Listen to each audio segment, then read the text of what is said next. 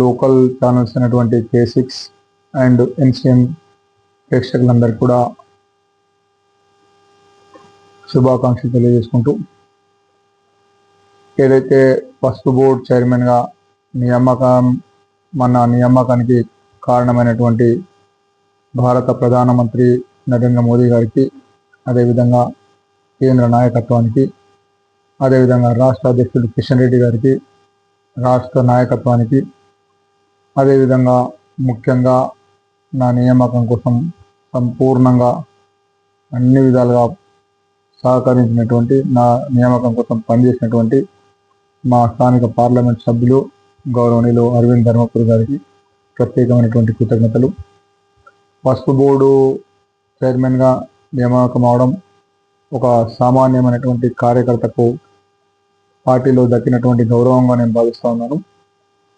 ఎందుకంటే అనేక మంది భారతీయ జనతా పార్టీలో సిద్ధాంతపరమైన అవగాహనతో ఏ రకమైనటువంటి ఆశ లేకుండా, ఏం ఆశించకుండా పనిచేసినటువంటి కార్యకర్తలు ఉన్నారు. అలాంటి కార్యకర్తల్లో నేను కొన్ని ఆ రకంగా పనిచేయడం వల్ల పార్టీల గుర్తించిందని నేను అనుకుంటా ఉన్నాను. కాబట్టి ఒక విషయం, పసుపు బోర్డు చైర్మన్గా నా బాధ్యతల్ని, నా విధులను నేను గుర్తిస్తాను. పసుపు బోర్డుకు సంబంధించి అనేక సంవత్సరాలుగా, గత 3 దశాబ్దాలుగా ఈ ప్రాంత రైతులు పోరాటం చేస్తే అనేక మంది రాజకీయ నాయకులు, అనేకమైనటువంటి రాజకీయ పార్టీలు వచ్చినాయి. ఆనాటి తెలుగుదేశం పార్టీ కానీ, కాంగ్రెస్ పార్టీ కానీ, BRS పార్టీ కానీ, ఆ పార్టీల తరఫున ఎమ్మెల్యేలుగా పోటీ చేసినటువంటి వ్యక్తులు కానీ, ఎంపీలుగా పోటీ చేసినటువంటి వ్యక్తులు కానీ, ఎన్నికల సందర్భంలో మాత్రమే మమ్మల్ని గెలిపిస్తే మేము పసుపు బోర్డు ఏర్పాటు చేస్తాం, పసుపు శుద్ధి కర్మాగారాలు ఏర్పాటు చేస్తాం, పసుపు పరిశోధన కేంద్రాలు ఏర్పాటు చేస్తామని చెప్పి అనేకమైనటువంటి హామీలు ఇచ్చి, కళ్ళబొల్లి మాటలు చెప్పి ఏ ఒక్కరు కూడా పసుపు బోర్డు తీసుకోవడానికి ప్రయత్నం చేయలేదు, తీసుకురాలేదు. కానీ అరవింద్ గారు 2019 ఎన్నికల్లో పోటీ చేసినప్పుడు ఇక్కడ ఉన్నటువంటి ప్రాంతంలో ఉన్నటువంటి రైతుల బాధలు, కష్టాలు, వాళ్ళ ఆవేదన అవన్నీ గమనించి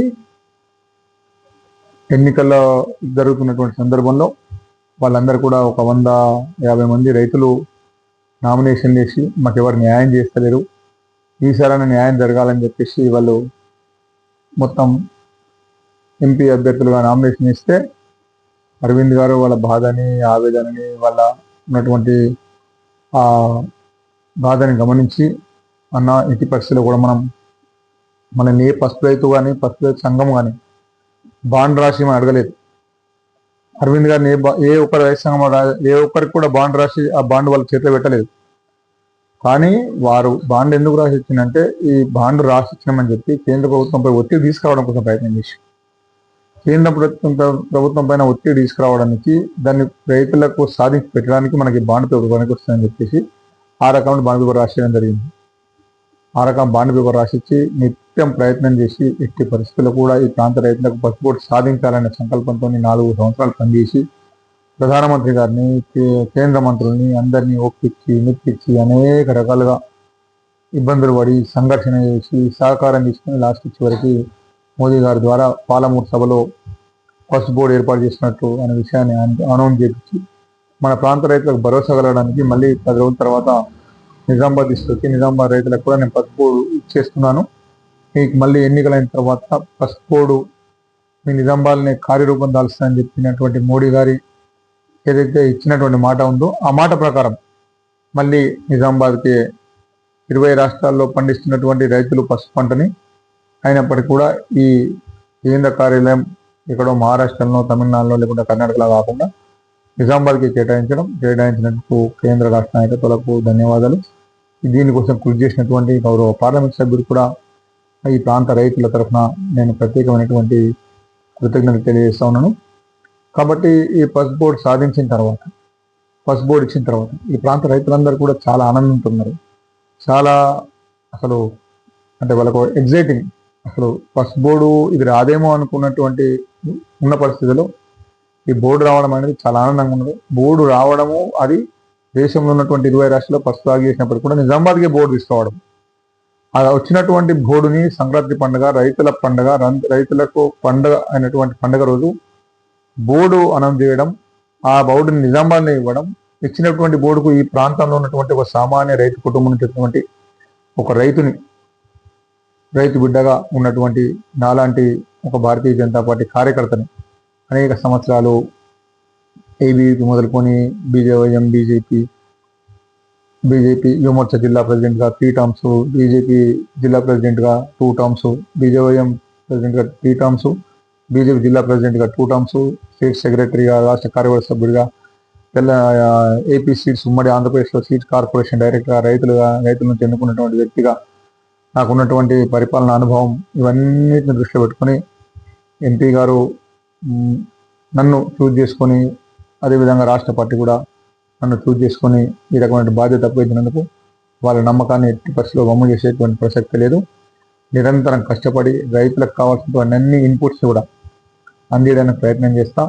ఇంకా ఏదన్నా ఈ ప్రాంత రైతులకు కొత్త నూతనమైనటువంటి వంగడాలు వచ్చి హై ఈల్డ్ వెరైటీస్ వస్తే కూడా వాళ్ళని ఆ వెరైటీని ఇక్కడ తీసుకొచ్చి పరిచయం చేస్తా. అదేవిధంగా వాళ్ళకి కావాల్సినటువంటి మినిమం ఇన్పుట్స్ ఏవైతే ఉంటాయో టార్పాలిన్స్ కానీ, బాయిల్ మిషన్స్ కానీ, డ్రయర్స్ కానీ, ఇంకే రకమైనటువంటి సహకార రంగాలను అందేయడానికి ప్రయత్నం చేస్తా. పసుపు బోర్డు అనేది పసుపు రైతుల అభివృద్ధి కోసం ఏర్పాటైంది. పసుపు రైతులని ఏ రకంగా అభివృద్ధి చేయాలా, పసుపు పంటని ఏ విధంగా ప్రపంచంలో మార్కెట్ చేయాలా, పసుపు ఓన్లీ మన వంటల్లో వాడుకునేదానికే పసుపు ఉపయోగపడది. వంటలతో పాటు అనేక రకాలుగా పసుపు ఉపయోగపడతాయి. దేవాలయాల్లో దేవుడికి పెట్టడంలో విషయంలో కానీ, దేవుళ్ళ దగ్గర పెట్టడం విషయంలో కానీ, అదేవిధంగా కలర్స్లో కలపడం విషయంలో కానీ, మెడిసిన్స్ తయారు చేయడం విషయంలో కానీ, ఇంకా అనేక రకాలుగా పసుపు ఉపయోగపడే అవకాశం ఉంటుంది. సౌందర్య సాధనాల్లో, సోప్స్లో అన్నిట్లో కూడా పసుపు ఉంటుంది. యాంటీబయాటిక్స్ ట్యాబ్లెట్స్లో పసుపు అన్నిట్లో కూడా ఉంటుంది. కాబట్టి అదేవిధంగా ఇంకా అనేక విషయాల మీద రీసెర్చ్ చేయాల్సిన అవసరం ఉంది. పసుపు బోర్డు ద్వారా రీసెర్చ్ చేసి ఈ కర్కుమిన్ శాతం ఎక్కువ ఉన్నటువంటి వంగడాలను తీసుకొచ్చి రైతులకు అందించి ఆ కర్కుమిన్ శాతం ఉన్నటువంటి ఆ కర్కుమిన్ ద్వారా ప్రజలకు అనేక డిసీజ్ అంటే వచ్చినటువంటి బీమారు కూడా తగ్గే అవకాశం ఉంది. ఆ కర్కుమిన్ శాతం ద్వారా క్యాన్సర్ నిరోధించే శక్తి ఉందనేటువంటి విషయంలో సైంటిస్టులు ప్రూవ్ చేసేది. కాబట్టి కర్కుమిన్ శాతం ఎక్కువ ఉన్నటువంటి వంగడాలను తీసుకొచ్చి ఆ ప్రపంచానికి పరిచయం చేసి ఈ ప్రాంతంలో ఉన్నటువంటి రైతులకు కూడా అవి అందించడానికి ప్రయత్నం చేస్తాం. కర్కుమిన్ శాతం ఎక్కువ ఉన్నటువంటి ఏదైతే వెరైటీస్ ఉందో వాటిని తీసుకొని కొన్ని మల్టీనేషనల్ కంపెనీస్ స్టార్బక్స్లా ఒక్కొక్క గోల్డెన్ మిల్క్ పేరు మీద ఏ రకంగా అమ్ముతున్నారో చూస్తున్నాం. కాబట్టి రైతులు కూడా కొంత పంటని నాణ్యమైనటువంటి పంటగా చేయడం కోసం ట్రైనింగ్ క్యాంప్స్ కూడా పెడతారు పసుపు బోర్డు తరఫున. ఇవన్నిటిని కూడా సమన్వయం చేసుకొని ఈ ప్రాంత రైతులు ఏది కావాలో వాటన్నిటి మీద వాళ్ళతో కూడా చర్చించి, మరి అదేవిధంగా ఇక్కడ ఉన్నటువంటి రీసెర్చ్ సెంటర్ సందర్శించి రీసెర్చ్ సెంటర్ ద్వారా రైతులకు మంచి నాణ్యమైన నూతన వంగడాలు అందే విధంగా ప్రయత్నం చేస్తాం. అదేవిధంగా ఈ ప్రాంతంలో జగరాన్పల్లి మండలంలో మనోహరాబాద్లో ఒక కేంద్ర ప్రభుత్వ సహకారంతో ఒక పసుపు యూనిట్ ఏర్పాటు చేయడం జరుగుతుంది. దానికి 90% సబ్సిడీతో కేంద్రం ఇవ్వడం జరుగుతుంది. ఆ యూనిట్ సక్సెస్ అయితే ఇంకా మిగతా మండలాల్లో కూడా ఆ ఎఫ్యూల ద్వారా ఏర్పడేటువంటి ఎఫ్యూలకు వాళ్ళకు కూడా ఈ ఇండస్ట్రీ పెట్టుకోవడానికి అవకాశం ఇచ్చే అవకాశం ఉంది.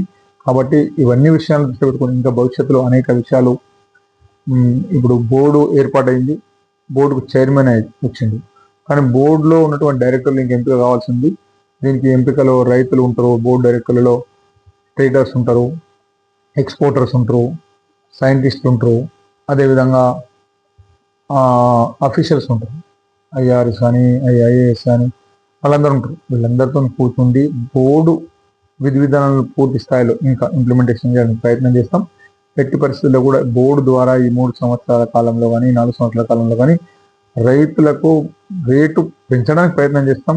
రైతుల ఉత్పత్తి చేసినటువంటి పంట నాణ్యత పెరగడానికి ప్రయత్నం చేస్తాం. రైతులకు కావాల్సిన చిన్న చిన్న ఇన్పుట్స్ కూడా ఇవ్వడానికి ప్రయత్నం చేస్తాం. ఎక్కడ కూడా ఇది లేదు. బోర్డు రైతులు కోరుకున్నారు, బోర్డు వచ్చింది. ఆ బోర్డు ద్వారా వచ్చేటటువంటి బెనిఫిట్స్ కూడా రైతు చెందే విధంగా నేను ప్రయత్నం చేస్తాం. భవిష్యత్తులో పసుపు విస్తీర్ణం కూడా పెంచడానికి ప్రయత్నం చేస్తాం. పసుపు మద్దతు ధర ఇంకా పెరగడానికి ఏ రకమైన చర్యలు తీసుకునే ప్రయత్నం చేస్తాం. కాబట్టి ఇవన్నీ విషయాలు మాకు ఇప్పుడు బోర్డు ఏర్పాటైంది. ఇది నూతన బోర్డు. గతంలో డైరెక్ట్గా ఉన్నటువంటి బోర్డులలో వెళ్ళి మనం కూర్చొని అడ్మినిస్ట్రేషన్ చేయడం వేరు.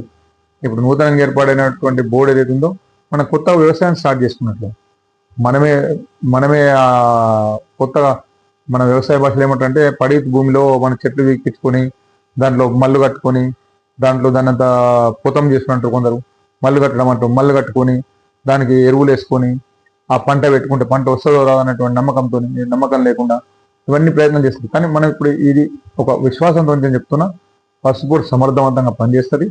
ప్రజలకు, మన పసుపు రైతులకు న్యాయం చేయడానికే మేము పనిచేస్తాం. ఎట్టి పరిస్థితుల్లో దేశవ్యాప్తంగా ఉన్న 20 రాష్ట్రాలు, పసుపు పండించేటువంటి 20 రాష్ట్రాలకు వెళ్తాను, రైతులతో మమేకం అవుతాను, అక్కడ ఉన్నటువంటి పరిస్థితులను గమనిస్తాను. అక్కడ ఇంకా వాళ్ళకి రైతులకు ఏ రకమైనటువంటి బోర్డు ద్వారా వాళ్ళకి మేలు జరిగేటువంటి అవకాశం ఉంటో అవన్నీ కూడా పరిశీలించి ఆ రకమైనటువంటి సాయాన్ని అందే విధంగా నా వంతుగా నేను కృషి చేస్తాను.